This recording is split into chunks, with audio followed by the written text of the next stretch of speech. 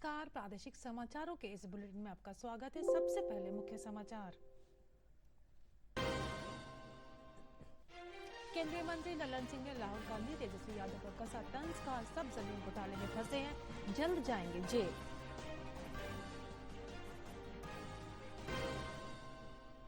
मुंगेर के पोलो मैदान में लोजपा रामविलास का शक्ति प्रदर्शन। चिराग पासवान ने आम जनता से सोच समझकर वोट करने की अपील।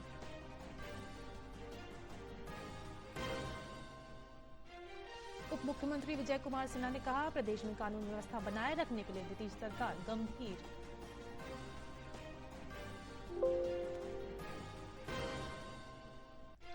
मुख्यमंत्री नीतीश कुमार ने पटना में गंगा के बढ़ते जलस्तर का किया निरीक्षण। अधिकारियों को अलर्ट रहने का दिया निर्देश।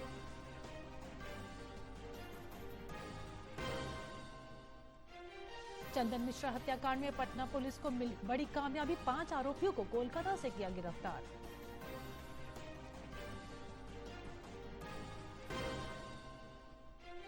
और समस्तीपुर में निगरानी विभाग की टीम ने घूसखोर थाना प्रभारी और ड्राइवर को किया गिरफ्तार। पीड़ित से ले रही थी 20,000 रुपए रिश्वत।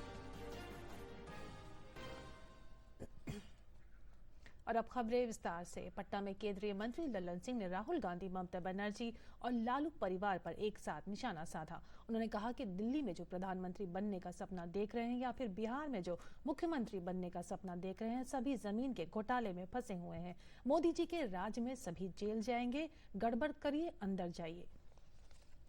देख ही रहे हैं, सब परिवार का जितना मेंबर है सब जमीन घोटाला में फंसा हुआ है। वहां भी देख रहे हैं सब जमीन घोटाला में फंसा हुआ है। तो दिल्ली में का जो नेता प्रधानमंत्री बनने का सपना देख रहे हैं, बिहार में जो मुख्यमंत्री का सपना देख रहे हैं, उस सब जमीन के घोटाला में फंसे हुए हैं। इसे चिंता छोड़ दीजिए। मोदी जी के राज में कानून का राज है, कानून सम्मत कार्रवाई होगी। गड़बड़ करिएगा अंदर जाइएगा। पटना के अधिवेशन भवन में आज भारतीय लोक प्रशासन संस्थान नई दिल्ली और जीविका के द्वारा महिला सहभागिता से विकसित बिहार की परिकल्पना विषय पर 1 दिवसीय सम्मेलन का आयोजन किया गया। इसका उद्घाटन केंद्रीय मंत्री डॉक्टर जितेंद्र सिंह, गिरिराज सिंह, लल्लन सिंह ने किया। इस अवसर पर एक पुस्तक का विमोचन भी किया गया। वहीं जीविका ऐप को भी लॉन्च किया गया।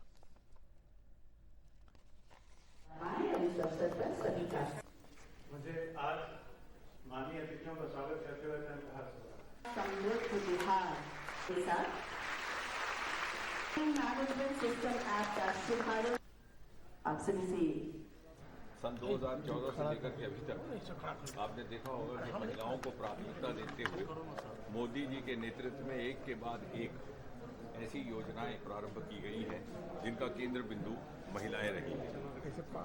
और इतना ही नहीं, बहुत से क्रांतिकारी निर्णय लिए गए, जैसे कि फौज में सैनिक स्कूलों में दाखिले की अनुमति दे दी गई। जिस तरह से कि फौज में कुछ एक ऐसे पद थे जहां पे महिलाओं की नियुक्ति नहीं होती थी, वहां पे भी प्रारंभ किया गया। मोदी जी ने आते ही स्वच्छता अभियान शुरू किया तो महिलाओं के लिए शौचालयों का निर्माण किया गया। योजनाएं गिनाते रहो तो सारा दिन लग जाएगा, चाहे उज्ज्वला योजना है, चाहे प्रधानमंत्री आवास योजना है, जहां पर के समाज गृहिणी के नाम किया जा सकता है। और हमें ये देख करके खुशी है कि बिहार में डबल इंजन की सरकार चलते हुए नीतीश कुमार जी के नेतृत्व में भी महिलाओं को प्राथमिकता देते हुए न केवल इन योजनाओं को धरती पर उतारा गया, बल्कि तेज गति से इन्हें इनकी लक्ष्य प्राप्ति की ओर, लक्ष्य पूर्ति की ओर भी ले जाया गया। बिहार में जो विकास का दर है आज, वो हम पूरे देश में तीसरे स्थान पर। पहला स्थान तेलंगाना का है, आंध्रा का है और बिहार का है।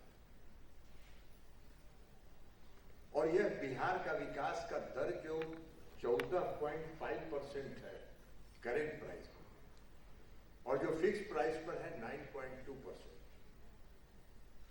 ये जो बिहार ने अपना विकास का दर बढ़ाया और लगातार हर साल बढ़ता जा रहा है, उसका सबसे बड़ा कारण लोक जनशक्ति पार्टी रामविलास के राष्ट्रीय अध्यक्ष चिराग पासवान ने आज मुंगेर के पोलो मैदान में नव संकल्प महासभा को संबोधित किया। उन्होंने बिहारी फर्स्ट की विजन को लेकर जनता के सामने अपनी योजनाएं और सोच रखी। उन्होंने विपक्ष पर हमला बोलते हुए कहा कि महागठबंधन के लोगों को 15 वर्षों तक बिहार की जनता ने समय दिया, लेकिन ये लोग कुछ नहीं कर पाए। इस बार भी इंडी गठबंधन वाले आपके पास वोट मांगने आएंगे, आपको बरगलाएंगे, लेकिन सोच समझकर मतदान कीजिएगा।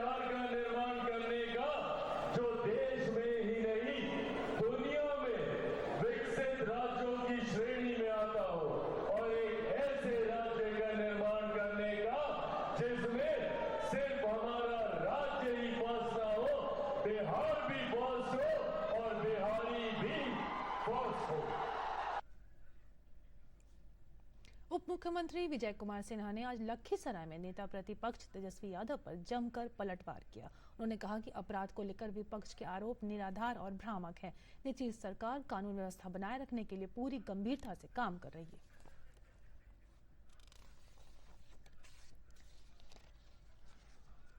नेता प्रतिपक्ष से हम पूछना चाहते हैं कि नरसंहार कितना हो रहा है बिहार में, अपहरण की कितनी घटनाएं घट रही है, लूट की कितनी घटनाएं घट रही है, और जो खेल कुछ लोग गैंगवार ढंग से ला करके चुनाव के पीरियड में अराजकता पैदा करना चाहते हैं, उसका भी पर्दाफाश होगा।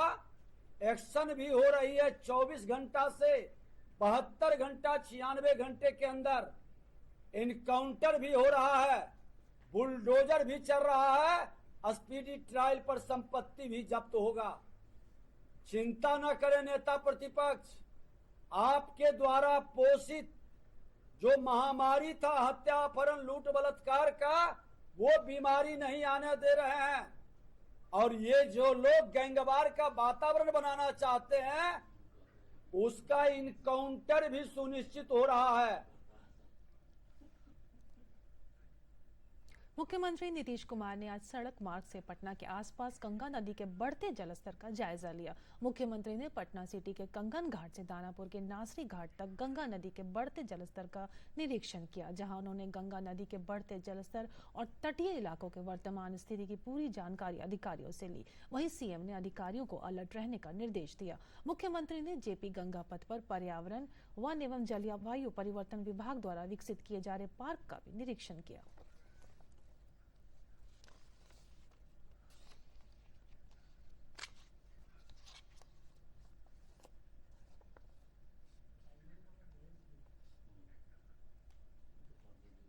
केंद्रीय मंत्री जीतन राम मांझी ने आज मगध विश्वविद्यालय के बोध गया प्रांगण में आयोजित मगही महोत्सव का उद्घाटन किया।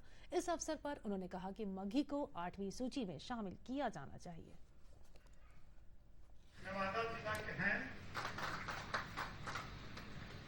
तालियों की गड़गड़ाहट उठनी नहीं चाहिए।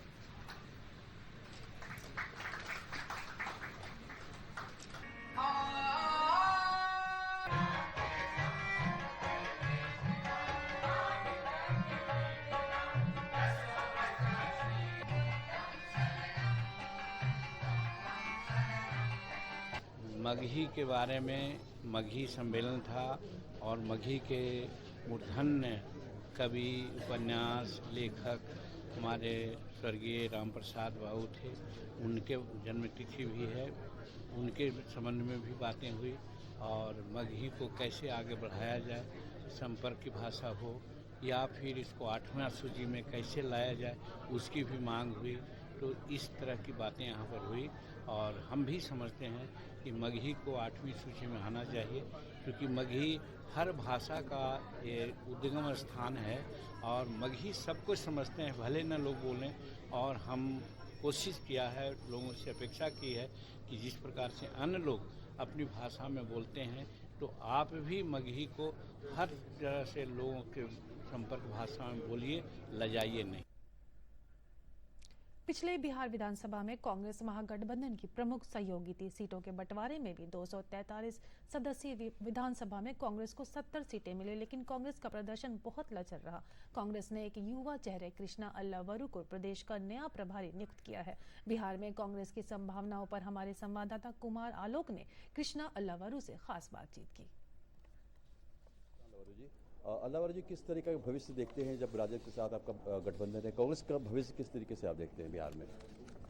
बिहार में इंडिया गठबंधन लोगों का मुद्दा, समस्या को आगे लगकर लड़ाई लड़ने वाली है। बिहार में इस बार गठबंधन के सारे दल मिलजुल कर बिहार का एजेंडा लेकर जनता के बीच में जाएंगे और बिहारियों के लिए एक बेहतर बिहार बनाने का पूरा प्रयास करेंगे और जनता से आशीर्वाद लेंगे, सरकार बनाएंगे और जनता की सेवा करेंगे। सर, पिछले चुनाव में जब बिहार विधानसभा का चुनाव हुआ था 2020 में, तो आपको 70 सीटें मिली थी, लेकिन आपका स्ट्राइक रेट बहुत ही लो था।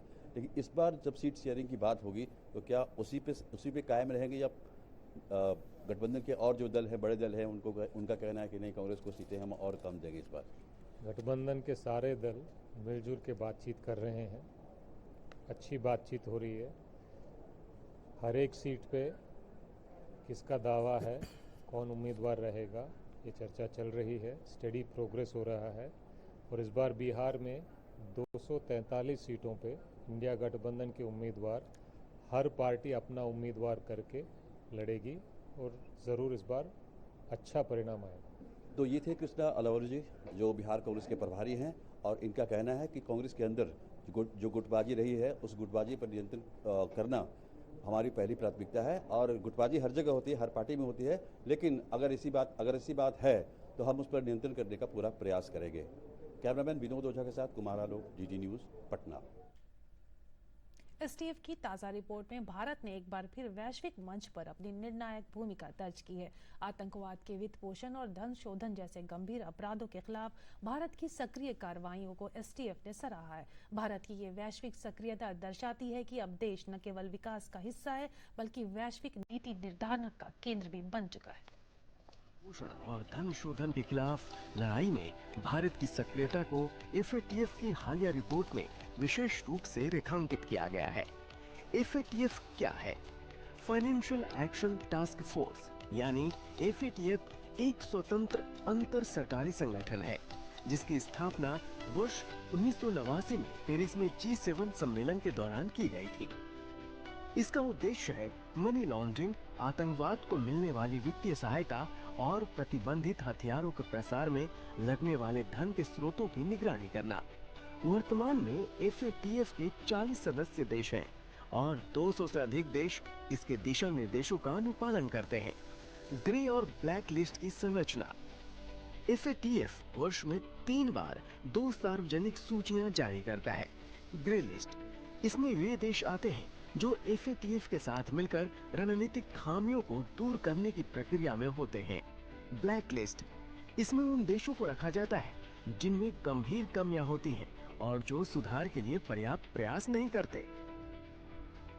13 जून 2025 की स्थिति के अनुसार Nepal, Vietnam, Nigeria, south Africa समेत कुल 26 देश ग्रे लिस्ट में हैं, जबकि उत्तर कोरिया, ईरान और म्यांमार ब्लैक लिस्ट में शामिल हैं। भारत की भूमिका और नेतृत्व। भारत वर्ष 2010 में एफएटीएफ का पूर्ण सदस्य बना। प्रधानमंत्री नरेंद्र मोदी के नेतृत्व में भारत ने वैश्विक वित्तीय प्रणाली की पारदर्शिता और सुरक्षा को लेकर गंभीर कदम उठाए हैं, जिसका प्रमाण एफएटीएफ की हालिया रिपोर्ट में स्पष्ट रूप से सामने आया है। 2025 की FATF रिपोर्ट्स में भारत का योगदान।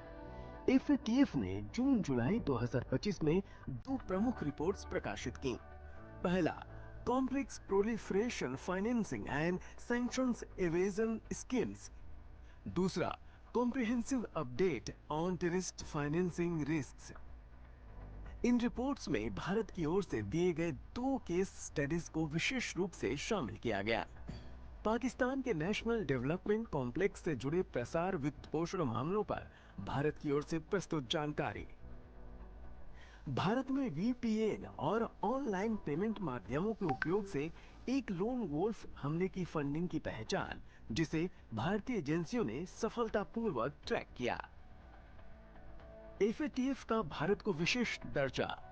FATF ने इमीडिएट आउटकम 11 यानी आतंकवादी वित्त पोषण और अवैध फंडिंग की पहचान और रोकथाम में भारत की प्रभावशीलता को सब्सटेंशियल इफेक्टिवनेस श्रेणी में रखा है। ये मान्यता बहुत कम देशों को प्राप्त हुई है। बढ़ते वैश्विक खतरे और भारत का दृष्टिकोण।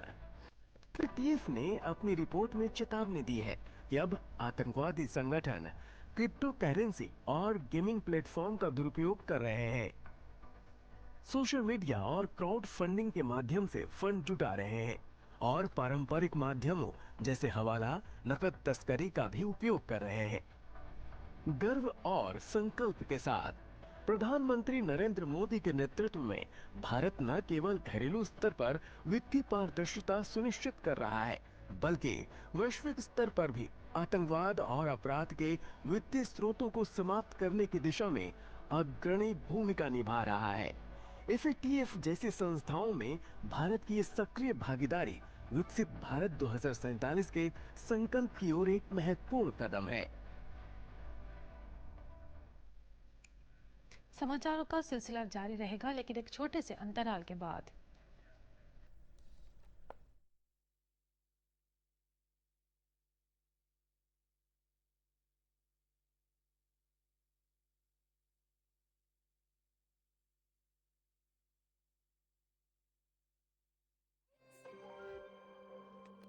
लगे हाथ नई कार भी ले लो उसी लोन से। नो, लोन लिए गए काम में ही लगाओ, समय से EMI चुकाओ, क्रेडिट स्कोर बढ़ाओ और अगला लोन आसानी से पाओ। कार नहीं तो मेरी फोटो तो ले लो। आप कौन? RBI कहता है, वित्तीय समझदारी समृद्ध नारी। समाचारों में आपका फिर से स्वागत है। पटना के निजी अस्पताल में गैंगस्टर चंदन मिश्रा की गोलियों से भूनकर हत्या किए जाने के मामले में पुलिस और STF ने पश्चिम बंगाल से 5 आरोपियों को गिरफ्तार किया है। जल्द ही सभी को पटना लाया जाएगा। सूत्रों के अनुसार पुलिस गिरफ्तार अपराधियों से पूछताछ कर रही है। पूछताछ के साथ ही कुछ और आरोपियों के ठिकानों की जानकारी मिली है, जहां छापेमारी जारी है। चंदन हत्याकांड में और भी अपराधियों के शामिल होने की बात सामने आ रही है। पुलिस ने अब तक गिरफ्तार लोगों के नामों की आधिकारिक पुष्टि नहीं की है। निगरानी पटना की विशेष टीम ने आज समस्तीपुर में महिला थाना पर छापेमारी कर थाना प्रभारी पुतुल कुमारी और उनके ड्राइवर गुड्डू कुमार को 20,000 रुपए रिश्वत लेते गिरफ्तार कर लिया। निगरानी विभाग के DSP राजेश कुमार ने बताया कि राजीव रंजन नाम के एक व्यक्ति के मारपीट के केस को खत्म करने की एवज में महिला थाना प्रभारी ने 20,000 रुपए की रिश्वत की मांग की थी। ऐसी शिकायत मिलने पर कार्रवाई की गई, जिसमें महिला थाना प्रभारी और उनका ड्राइवर रंगे हाथों रिश्वत लेते पकड़े गए। गया था और बुला करके ड्राइवर और महिला थानाध्यक्ष के द्वारा रिश्वत की मांग किया गया था। दोनों के बीच 20,000 रुपया पर फाइनल हुआ था। परिवादी इसकी लिखित शिकायत जो है निगरानी थाना में आकर दिया और निगरानी थाना के द्वारा इसकी सत्यापन किया गया और सत्यापन में आरोप सत्य पाए जाने पर आज ड्राइवर और महिला थाना अध्यक्ष को रिश्वत लेते हुए 20,000 रुपये रिश्वत लेते हुए गिरफ्तार किया गया है। बख्श रखने तो दिया नहीं गया, एक आवेदन जो था वो भी नहीं दिखलाया गया और हमसे पैसे की डिमांड की गई 40,000 रुपया, जो आप नहीं तो आपके ऊपर केस हो जाएगा, बहुत खराब केस होता है, बलात्कार केस होता है। हम कहे हम बलात्कार किए नहीं तो काहे हमको फंसा रहे हैं मैडम, कहीं नहीं उस समय जानते हैं, हमने स्थलीय जांच कर ली वो भी कहीं नहीं। हम बोले कोई बात नहीं। तो बाहर जब निकले तो ड्राइवर के द्वारा मांग किया गया। जब मांग किया गया तो हम फिर उसके बाद लग गए जो भाई अब करे तो करें क्या, मरता क्या नहीं करता। बाहर में निकले तो देखते हैं थाना के ऊपर लिखा है निगरानी विभाग का नंबर। फोन किए और उसके बाद जो है सो लोग वहाँ से सर लोग से मेरी मुलाकात हुई फोन के माध्यम से। फिर जो प्रोसेस होता है उस प्रोसेस को हम किए और आज रंगे हाथों पकड़ी गई हैं। दरभंगा में राष्ट्रीयकृत बैंकों के स्थापना दिवस पर यूनियन बैंक ऑफ इंडिया द्वारा कई कार्यक्रम चलाए गए। इस अवसर पर स्वास्थ्य जांच शिविर और रक्तदान शिविर का आयोजन किया गया। वहीं union bank of India Samastipur के क्षेत्रीय प्रमुख राजेश कुमार ने बताया कि सार्वजनिक क्षेत्र के बैंकों द्वारा जनहित में कई कार्य किए जा रहे हैं। पर्पस था कि सोसाइटी को गवर्नमेंट की तरफ से जितनी स्कीम आती है उसका बेनिफिट कैसे पहुंचाया जाए। अगर ये कमर्शियल ऑपरेशन केवल रहेगा तो उसके तहत हम केवल प्रॉफिट ओरिएंटेड हो जाएंगे। तो प्रॉफिट ओरिएंटेड नहीं होकर सोशल ओरिएंटेड कैसे रहना है उसके तहत नेशनलाइज हुआ था और हम लोग काफ़ी स्कीम्स लाते रहते हैं जो हर तरह का बेनिफिट प्रोवाइड करता है। बैंक अगर आगू बढ़ के सब काज में रहे ऐसे देश के सेहो तरक्की है और आई एक और कुछ गपेज की आई एक स्वास्थ्य कैंप लगाओल गेल है बैंक के दिस से जैसे आन आदमी सबके सेहो फायदा भेटतै। सीतामढ़ी में आज कृषि एवं किसान कल्याण मंत्रालय के संयुक्त सचिव संजय कुमार अग्रवाल की अध्यक्षता में समीक्षा बैठक हुई। इसमें स्वास्थ्य, शिक्षा, कृषि, पशुपालन, जिला नियोजन, बैंकिंग, जीविका के कार्यों की प्रगति पर चर्चा की गई। इस अवसर पर संजय अग्रवाल ने कहा कि आकांक्षी जिला के तौर पर सीतामढ़ी अच्छा काम कर रहा है। तो यहाँ तो रोड करने में कितनी बड़ी प्रॉब्लम नहीं सर, बहुत बड़ी प्रॉब्लम नहीं है सर। हमें आप बता रहे आज कि वो प्रॉब्लम रोड करने में कितनी बड़ी प्रॉब्लम नहीं सर, बहुत बड़ी प्रॉब्लम नहीं है सर। सीतामढ़ी जिला काफ़ी अच्छे तरीके से विकास पर आगे बढ़ रहा है। जो पैरामीटर्स हैं उनमें किस प्रकार और सुधार लाया जाए, किस प्रकार जो विकास की विभिन्न योजनाएं हैं सरकार के प्रखंडों के अंतिम दरवाजे तक पहुँचे, इसके लिए हर पदाधिकारी को हम लोगों ने टास्क दिए हैं और हम सब मिल करके काम करेंगे। और सीतामढ़ी जिला पूर्णिया के केंद्रीय कारागार में आज सुबह छापेमारी हुई। जिलाधिकारी अंशुल कुमार और एसपी स्वीटी सहरावत के नेतृत्व में कई थानों की पुलिस ने करीब 4 घंटे तक जेल के सभी वार्डों का औचक निरीक्षण किया। इस मौके पर डीएम अंशुल कुमार ने बताया कि जेल में 300 बेड का नया वार्ड बन रहा है, जल्द ही उसमें कैदियों को शिफ्ट कर दिया जाएगा। वहीं एसपी स्वीटी सहरावत ने कहा कि आज सुबह 7 से 10:30 बजे तक जेल में छापेमारी की गई, जिसमें किसी तरह की आपत्तिजनक सामान बरामद नहीं हुआ है।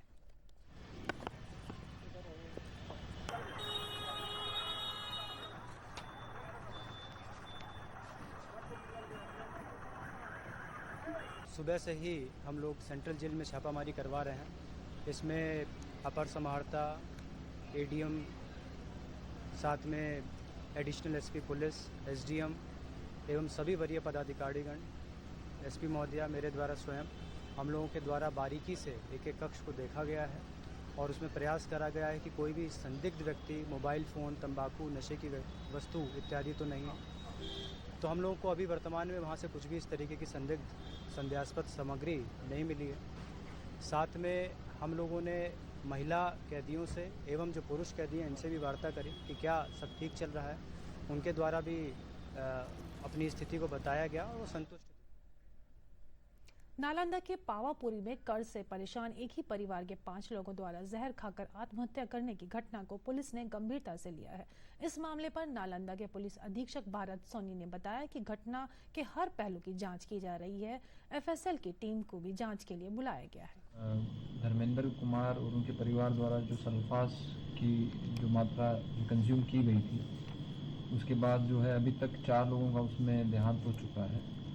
एक उनके जो पुत्र हैं जो कि नहीं खाए थे और एक जो धर्मेंद्र कुमार खुद है उनकी स्थिति भी गंभीर है। पुत्र है जो खतरे से बाहर है, उसको उनकी दादी और उनके मामा को सुपुर्द कर दिया गया है। उनका भी माननीय न्यायालय में हम बयान दर्ज करवा लेंगे कि क्या घटना हुई थी।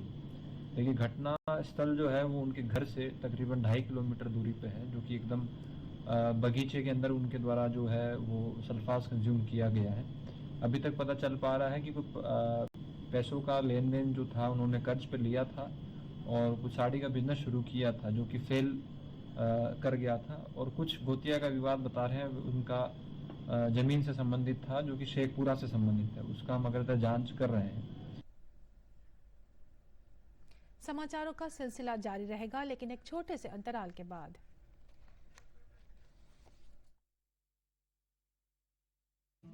बड़ी बहू ये तुम्हारे नाम। इतनी भी क्या जल्दी थी? अरे और छोटी ये तुम्हारे नाम और ये मेरी गुड़िया के नाम। पर दादी हाँ आपके नाम? सब कुछ मैंने बैंक, लॉकर, फिक्स डिपॉजिट सब में इन्हें ही तो नॉमिनी बनाया है। कल जब मैं ना रहूं तब पैसे मिलने में इन्हें आसानी हो।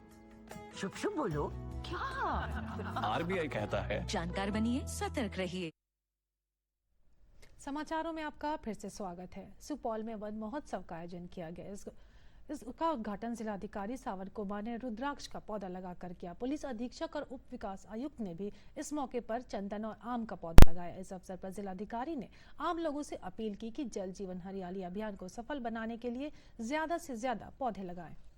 को अच्छे से बड़ा करें, उसका पालन पोषण करें। सब लोग स्टूडेंट्स ही हैं, सब लोगों को पता ही रहता है कि इसका ट्रीज का क्या इम्पोर्टेंस रहता है।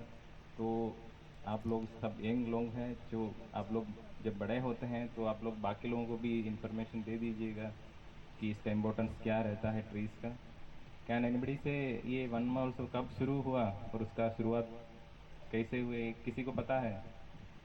एनीबडी? वैशाली जिले के एक युवक ने PMEGP योजना का लाभ लेकर सफलता की नई परिभाषा गढ़ी है।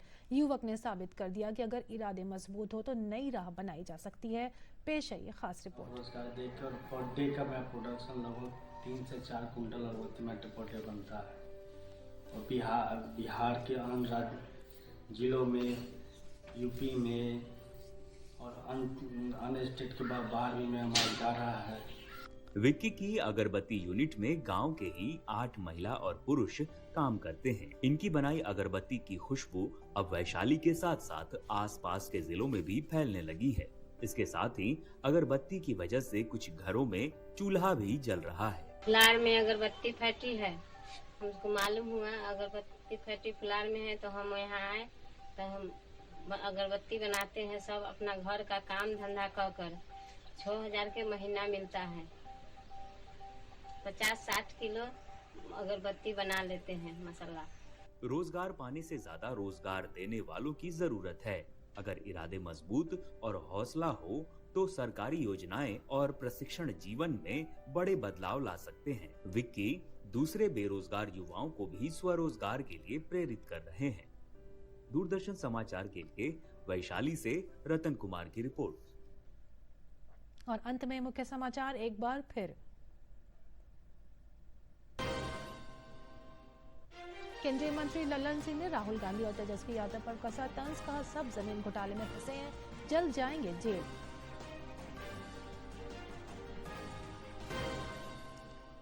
मुंगेर के पोलो मैदान में लोजपा रामविलास का शक्ति प्रदर्शन। चिराग पासवान ने आम जनता से सोच समझकर वोट करने की अपील की।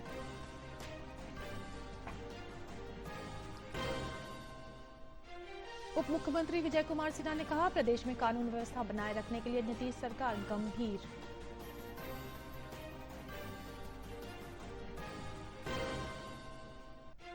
मुख्यमंत्री नीतीश कुमार ने पटना में गंगा के बढ़ते जलस्तर का किया निरीक्षण। अधिकारियों को अलर्ट रहने का दिया निर्देश।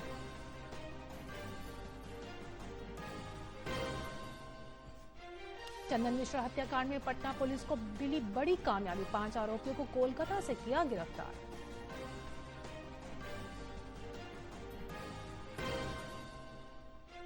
और समस्तीपुर में निगरानी विभाग की टीम ने घूसखोर थाना प्रभारी और ड्राइवर को किया गिरफ्तार। पीड़ित से ले रही थी 20,000 रुपए रिश्वत। इसके साथ ही प्रादेशिक समाचारों का ये बुलेटिन हुआ समाप्त, लेकिन आप बने रहिए हमारे साथ। ब्रेक के बाद देखिए आज के महत्वपूर्ण मुद्दों पर चर्चा 20 बहस में। नमस्कार।